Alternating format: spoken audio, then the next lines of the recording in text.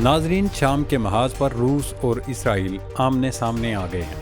اسرائیل نے روس پر براہ راست پہلا حملہ کر دیا ہے، جس کے بعد تیسری عالمی جنگ تقریباً چھڑ چکی ہے۔ ایران اور چین روس کی حمایت میں کھڑے ہو گئے، لیکن ایسے میں پاکستان کس کا ساتھ دے گا، یہ $1 ملین سوال ہے۔ دوستو، شام پر اپوزیشن جماعتوں کے قبضے اور بشار کو گھر بھیجنے کے بعد صہیونی ریاست کو یہ الزام تھا کہ اس کے لیے خطرات کم ہو گئے ہیں۔ اب وہ غزہ اور لبنان کے محاذ پر سکون کا سانس لے سکے گا، لیکن صرف 2 دن بعد ہی غزہ میں حماس نے ایسا کاروبار کیا ہے کہ اسرائیل کو دن میں تارے نظر آ گئے۔ مجاہدین نے تازہ حملے میں اسرائیلی فوج کا پورا ٹرک اڑا دیا۔ اس حملے میں 22 صہیونی فوجی ہلاک اور زخمی ہوئے۔ جنوبی لبنان میں حزب اللہ نے صہیونی فوج کی یونٹ پر حملہ کیا، وہیں یمن سے حوثیوں نے دارالحکومت تل ابیب پر میزائل داغ دیا۔ چاروں طرف سے ہونے والے تابڑ توڑ حملوں کے بعد صہیونی حکام چغرا گئے ہیں کہ ہم تو سمجھ رہے تھے کہ شام میں رجیم چینج کے بعد صورتحال قابو میں رہے گی، لیکن یہ کیا وبال ہم پر مسلط ہو گیا۔ پے در پے حملوں کے بعد بوکلاہٹ کا شکار نتن یاہو سرکار نے شام پر تابڑ توڑ فضائی حملے کیے ہیں۔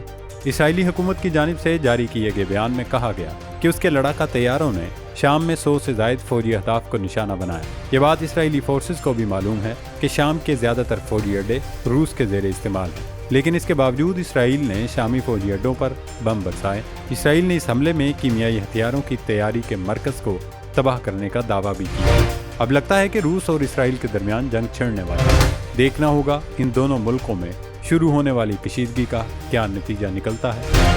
دوستو، شام میں بشار سرکار کا تختہ الٹنے کے بعد روس اور ایران کی پوزیشن میں بھی تبدیلی آ گئی ہے۔ روس نے فی الحال باغیوں کے ساتھ مل کر چلنے یا کام کرنے کا عزم تو ظاہر نہیں کیا، البتہ یہ تبدیلی ضرور آئی کہ پہلے روسی وزارت خارجہ حیات التحریر شام، سیرین ڈیموکریٹک فورسز سمیت تمام جماعتوں کو دہشت گرد باغی قرار دیتی تھی، لیکن اب ماسکو انتظامیہ نے انہیں شامی اپوزیشن کہنا شروع کر دیا ہے۔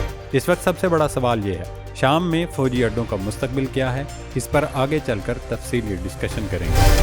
دوستو، اسرائیلی جنگی طیاروں نے شامی دارالحکومت دمشق میں مختلف مقامات پر 150 سے زائد حملے کیے۔ صہیونی فوج نے دمشق کے شمال مشرق میں کیمیائی ہتھیاروں کی تیاری کے تحقیقی مرکز کو بھی نشانہ بنایا۔ ذرائع کا دعویٰ ہے کہ جس نیوکلیئر سائٹ پر حملہ کیا گیا اسے ایرانی سائنسدان راکٹس کی تیاری کے لیے استعمال کیا کرتے تھے۔ اسرائیلی حکام کا کہنا ہے کہ وہ اسد حکومت کا تختہ الٹنے کے بعد ہتھیاروں کو شدت پسندوں کے ہاتھوں جانے سے روکنے کے لیے کارروائی کر رہا ہے۔ یہ حملے ایک ایسے وقت میں کیے گئے ہیں جب اقوام متحدہ کے کیمیائی ہتھیاروں کے نگران ادارے نے شام میں حکام کو متنبع کیا ہے کہ وہ اس بات کو یقینی بنائیں کہ کیمیائی ہتھیاروں کے مشتبہ ذخیرے محفوظ ہیں۔ دوستو، ترکیہ کی جانب سے وارننگ کے بعد شام کی لڑاکا تنظیموں نے سابق انتظامیہ کے عہدیداروں اور فوجیوں کے لیے عام معافی کا اعلان کر دیا ہے۔ حیات التحریر شام کے مرکزی کمانڈر ابو محمد الجولانی المعروف احمد اشارے نے اقتدار کی پرامن منتقلی کے لیے سابق وزیر اعظم سے ملاقات کی۔ تحریر الشام کی ملٹری آپریشن کمانڈر کی جانب سے جاری کی گئی فوٹیج میں ابو محمد الجولانی کو سابق وزیر اعظم محمد البشیر سے ملتے ہوئے دیکھا جا سکتا ہے، جس میں الجولانی نے کہا اقتدار کی منتقلی کے دوران پرانی حکومت کے تجربے سے فائدہ اٹھایا جائے گا۔ الجولانی نے کہا ہمارے نوجوانوں نے اب کافی تجربہ حاصل کر لیا ہے، لیکن اس کے باوجود ہم پرانی انتظامیہ کو ختم نہیں کر رہے بلکہ ان کے تجربے سے فائدہ اٹھائیں گے۔ بشار الاسد کا تختہ الٹنے والی ملیشیا نے اقتدار کی منتقلی کا انتظام کرنے کا ٹاسک محمد البشیر کو سونپ دیا ہے۔ اس وقت عرب میڈیا میں یہ سوال زیر بحث ہے کہ محمد البشیر کون ہے؟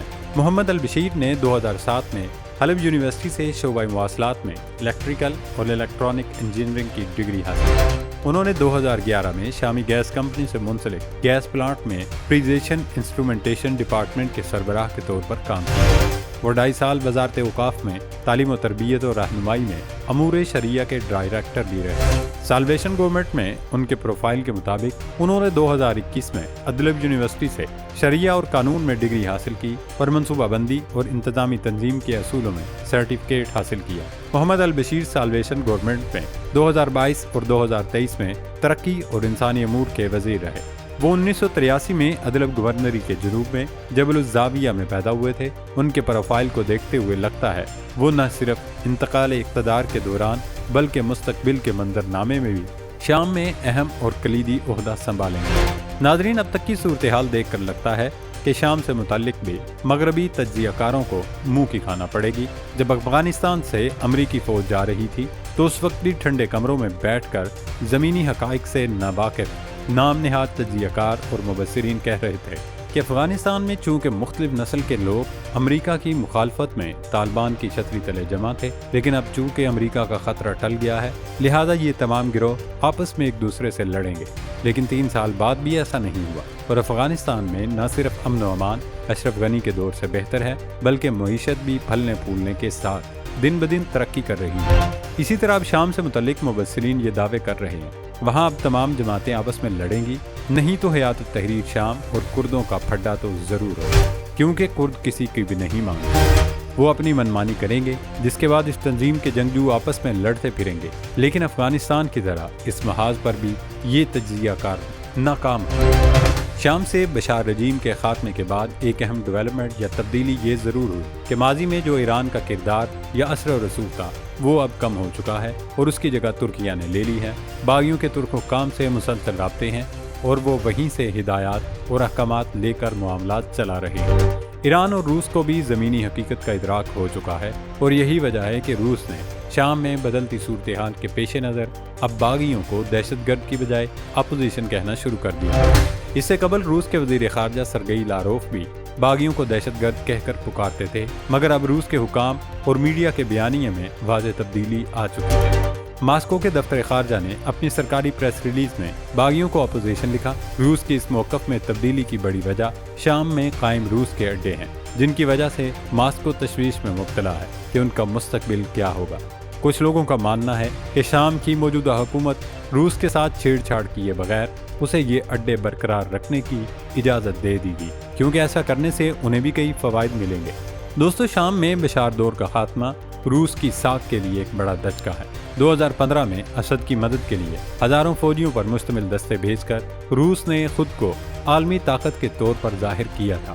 فوجی مدد کے بدلے شامی حکام نے روس کو 49 سال کے لیے حمیم کا ہوائی اڈا اور طرطرس کی بحری بیس لیز پر دی۔ روسی وزارت خارجہ کا کہنا ہے کہ شام میں روسی اڈوں کو ہائی الرٹ پر رکھا گیا ہے، لیکن فی الحال اس کے اڈوں کو کوئی نقصان نہیں۔ روس کا کہنا ہے کہ وہ شامی حزب اختلاف کے گروہوں کے ساتھ روابط بحال رکھے ہوئے ہیں اور ان کی جانب سے روس کے فضائی اڈوں کی سیکیورٹی کی ضمانت بھی دی گئی ہے، لیکن صورتحال اتنی بھی آسان نہیں ہے۔ اس وقت شام میں کل 7,500 روسی فوجی تعینات ہیں، جن میں سے اکثر اہم روسی ملٹری تنصیبات پر موجود ہیں، جن میں طرطوس اور لازکیہ شامل ہیں۔ یہ دعویٰ بھی سامنے آیا کہ روسی فوج کے زیر انتظام اڈوں کو صہیونی فوج نے نشانہ بنایا۔ اگر یہ اطلاع درست نکلی تو تیسری عالمی جنگ چھڑ جائے گی، کیونکہ روس کسی بھی صورت پیچھے نہیں ہٹے گا اور لازمی طور پر جواب دے گا۔ دوستو، اب اسرائیل کی جانب سے ایران پر حملے کی تیاری اور پلاننگ کی جا رہی ہے۔ ایران نے شامی حکام کو مخاطب کرتے ہوئے کہا کہ ہم اپنی سرحدوں کے دفاع کے لیے تیار ہیں۔ اگر کوئی یہ سمجھتا ہے کہ خطے میں شورش کا فائدہ اٹھا کر وہ ایران پر حملہ آور ہو سکتا ہے تو یہ محض اس کی خام خیالی ہوگی۔ دوستو، لگتا ہے کہ آنے والے دن مشرق وسطیٰ کے مسلم ملکوں کے لیے کافی خطرناک ثابت ہونے والے ہیں، کیونکہ شام میں گڑبڑ سے نہ صرف عراق بلکہ ایران، مصر اور ترکیہ بھی براہ راست متاثر ہوں گے۔ دیکھتے ہیں یہ ملک کیسے اس صورتحال سے نمٹیں گے۔